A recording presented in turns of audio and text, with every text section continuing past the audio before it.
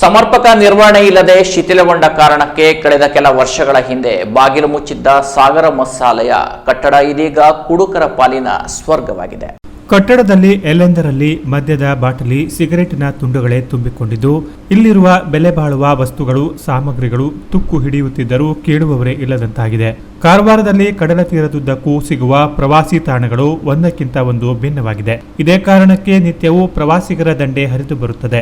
ಅದರಂತೆ ಒಂದು ಕಾಲದಲ್ಲಿ ಪ್ರವಾಸಿಗರ ಪಾಲಿಗೆ ಕಡಲಾಳದ ಜೀವಿಗಳ ದರ್ಶನ ತೆರೆದಿಟ್ಟು ಜ್ಞಾನ ದೇಗುಲದಂತಿದ್ದ ಸಾಗರ ಮತ್ಸ್ಯಾಲಯ ಕಟ್ಟಡ ಇದೀಗ ಹಾಳು ಕೊಂಪೆಯಾಗಿ ಕುಡುಕರ ಅಡ್ಡೆಯಾಗಿ ಮಾರ್ಪಟ್ಟಿದೆ.